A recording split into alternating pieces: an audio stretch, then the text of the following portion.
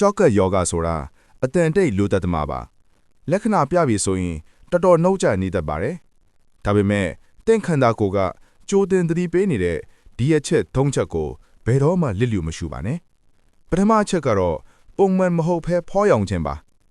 အထူးသဖြင့်မနေ့အိယာထားရင်မြောက်ခွန်တဲ့အေးပြီးဖောင်းနေတာမျိုးညနေဘက်ဆိုခြေမက်စီနားမှာဖိလိုက်ရင်ချွင်ဝင်သွားပြီးဖောလာတာမျိုးကြုံဘူးလားဒါဟာကြောက်ကကပိုရှာနေတဲ့ဤညစ်စားတဲ့တွေကိုကောင်းကောင်းမစွန့်ထုတ်နိုင်တော့တဲ့လက္ခဏာပါ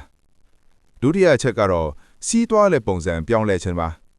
စီးသွားတဲ့အခါဘီယာမျိုးလိုမျိုးဒါမှမဟုတ်စက်ပြမျိုးလိုမျိုးအမြုပ်တွေအများကြီးထပြီးရေဆွဲချတာတော့မပြောက်သွားရင်သတိထားပါဒါကစီးထဲမှာခန္ဓာကိုယ်အတွက်လိုအပ်တဲ့ပရိုတင်းဓာတ်ပရိုတင်းတွေပါလာလို့ပရိုတီနူရီယာဖြစ်ရတာပါတတိယချက်ကတော့အကြောင်းမဲ့ပေမနွားနေတာနဲ့ရားရန်တာပါ